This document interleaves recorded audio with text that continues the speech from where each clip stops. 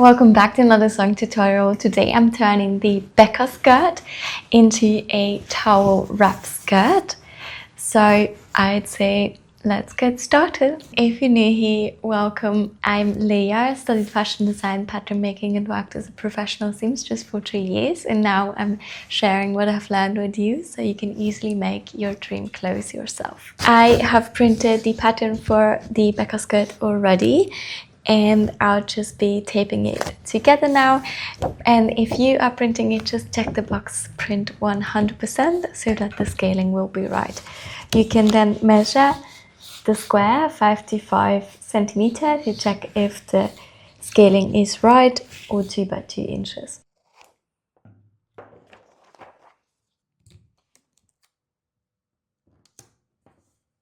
For the towel version, you don't need the facing, but if you want to use the finished seam of the towel, you will need to already know how long you want it, which can be a little bit tricky. But for this, I'm just taking a skirt I have already made. It's actually the Becca skirt as well, but you can just check the length of your skirt. Just go down 1 centimeter for the seam allowance, and then you can mark your length. So I'll shorten it about this much, 5 centimeters from this, and just make sure you shorten the same amount on both sides for the back piece and the front piece. So if you take away 5 centimeters here, you can take away 5 centimeters from the front and the back, just the same. In the good to know file, you can check the size chart to find your perfect size, then choose the right size and cut it out.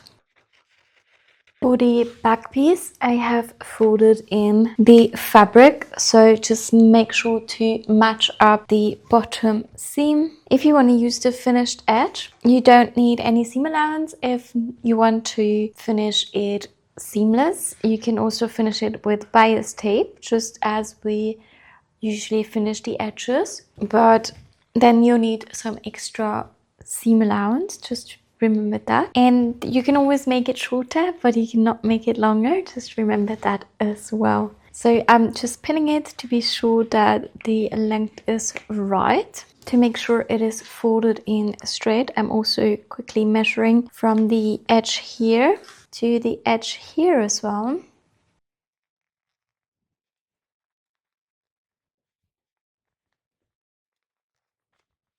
And then you can cut it.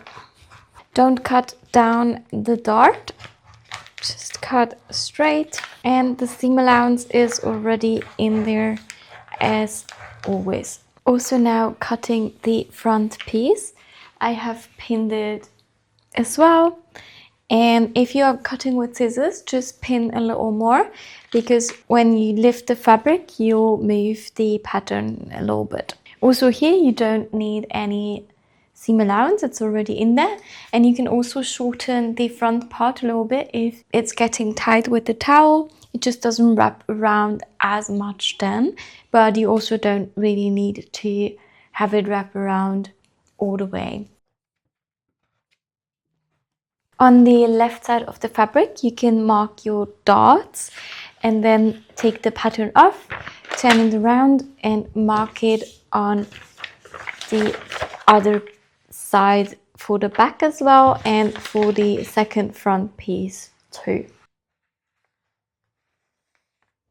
When you have marked all your darts, you can then pin the darts, and the heads of the pins are always facing to the tip of the dart. When pinning darts, just make sure you pin straight through and come out exactly on the line and back in on the line as well. This you can now do for all your darts, front and back piece. When all the darts are pinned, you can start sewing your darts, starting at the outer edge, ending in the most narrow point.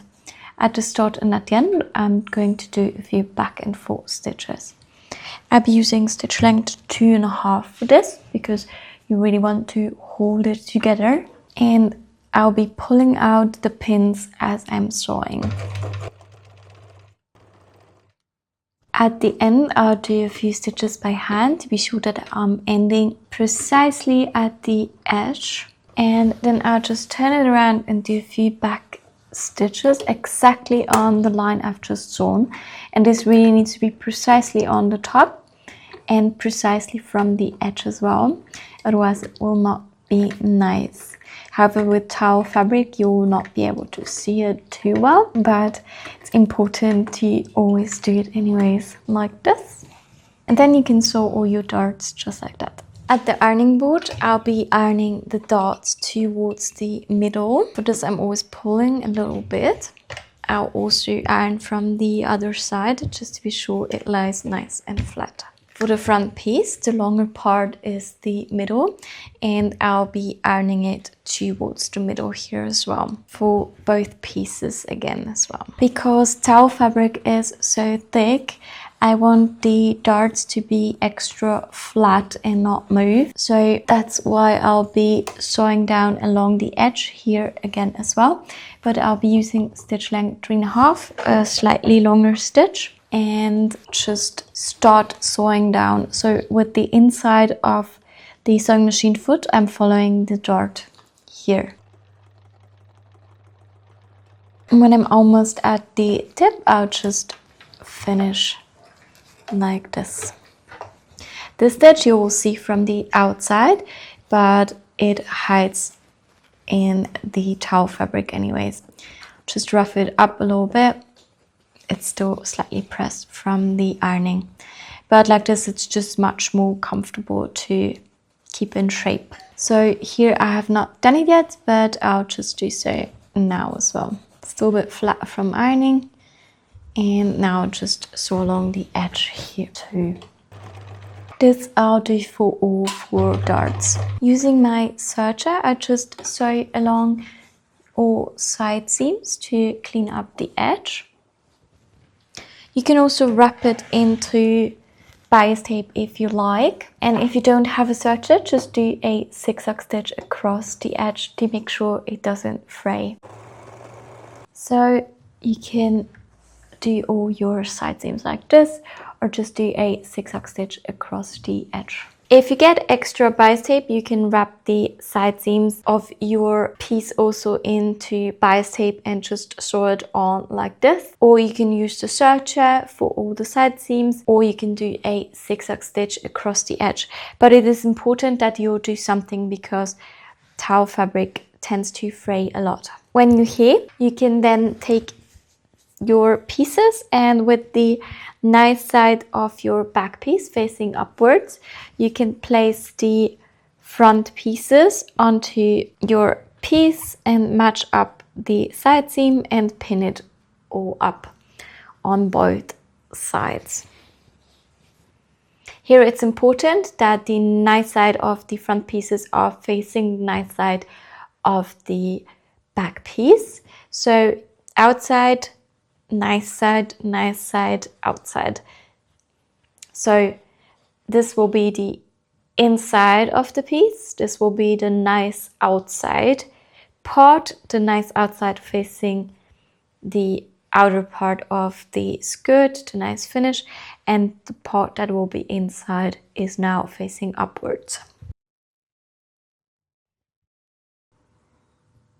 When the side seam is pinned, you then have to measure down about 3 centimeters and mark here. Then measure 3 centimeters and mark there again. This will be the opening to pull your tie through, and here as well. So at the sewing machine, you can then with 1 centimeter seam allowance start sewing, do a few back and forth stitches, sew until the marking, do a few back and forth stitches again, then start here again, do a few back and forth stitches, and then go down all the way to the bottom, doing a few back and forth stitches again. Sewing the side seam, starting with a few back and forth stitches until the marking, doing a few back and forth stitches again. The whole thing with 1 centimeter seam allowance, and I'll use stitch length 2.5. You can then iron both side seams apart. The sewing machine threads you can cut off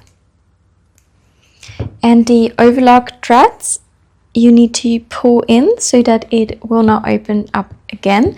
And this you only need to do at the bottom seam, because at the top we'll be wrapping them, so you cannot see this. But also they need to be pulled in, because if you cut them just off, it will open up again. So I'm just pulling it in like this. This I'll of course also do for all overlock threads at the bottom seam. To finish the front edge, you can either wrap it with your bias tape. For this I would open it up, add here a little more so that you then can fold it in, pin it all the way up, sew it on in the crease. Then you can fold it close, fold it up and down the other side, and you'll have it nicely wrapped. You then just sew along the edge with your sewing machine to secure it on both sides. The other way to do it is also to just do it like this, pin it like this, sew it on in the crease, fold it along the crease and fold it down the other side, and then sew it down along the edge here, and you have it invisibly wrapped like we usually always do. The third way to finish the front seam is just to overlock it, or use a zigzag stitch across the edge, then iron back 1 centimeter, and then sew it down along the edge with your foot about 7 millimeters, so it's a clean edge and a nice finish with the seam allowance to the back. I have to do this option because I don't have enough bias tape, unfortunately, so I'll be doing that, but you can do whatever option you like. As I have ironed down the centimeter seam allowance, I'm now sewing it on just foot wide, which is 3 millimeter more narrow. It's about 7 millimeters. So I know it's going to be sewn down, and I'm using stitch length 3.5. I'll do a few back and forth stitches at the start and at the end, following the edge of the fabric with my foot. And like this, I have a nicely finished edge. The same thing for the other side. If you're wrapping, you can wrap there as well. When you have finished the front edge, we can move on to the top part here and wrap this with your bias tape. For this, I'm having the nice side of the fabric facing upwards, and I am just pinning it on like this. Don't start with the bias tape at the edge here, because it needs to be longer. You need definitely quite some extra to then tie it, so you can just pin it on and then quickly check while wrapping it around if you have enough for how you want to tie it. You can either just tie it in the back, or you can wrap it around more and tie it on the side or the front.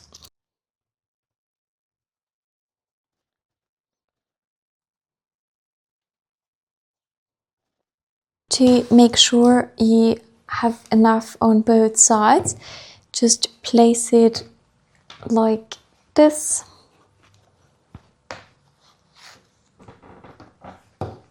and it will go through the hole here. You can also test it just now if you'd like this, and you'll be folding this down here, and then you'll need enough to be able to tie it in the back here like this. So just quickly check that you have enough bias tape. You can then start sewing it on in the crease, just along here. At the start and at the end, I do a few back and forth stitches. And if you are sewing above pins, just go super slow, otherwise your needle might break. And especially with towel fabric, it's better to go slow in general because it's very thick, so that you will not break your needle anyways, or your sewing machine. The stitch length for sewing this one is about 2.5. When you are going across the side seam, just make sure that the seam allowance lies flat and into the right direction. So for this case, apart. When you have sewn it on, you can cut back loose threads in general everywhere so that it's nice and clean. And also cut back the darts a little bit in case they're still slightly higher than the seam allowance. Then you can fold the bias tape up, down the other side, like this. Now, if you want the bias tape showing from the front, you can just fold it down the other side and then sew it down on this side. But here you would actually start at the very front. So you can start here and then sew along the edge. Continue here. Or you can also make an invisible edge. So then you would fold it down just like before. And then you just fold it down once more, like this. You can still then sew the tie close and finish the edge like that. Just be sewing along the edge here to sew it down, and you will have a clean finish from the outside. So I want to wrap it all the way, means I'm doing this, and you can either pin it now like that to sew it down with the bias tape showing, or you fold it down again like this and you pin it down like that to then sew it down like this. This is the same technique you can use here as well, of course. When everything is pinned in place, you can start with the strap and sew the strap together just along the edge. With the inside of the sewing machine foot, I'm following the edge of the strap. When I'm almost there, I go slightly further than the end, do a few back stitches and take it off like this, and then I'll be folding it down again. This you can do for both straps, and then you can sew down on the other edge the bias tape. I'm also using a slightly longer stitch for that, and I'll also do a few back and forth stitches. Careful, it's very thick here when sewing this part down, so better go slow and always check that everything lies flat and how you want it.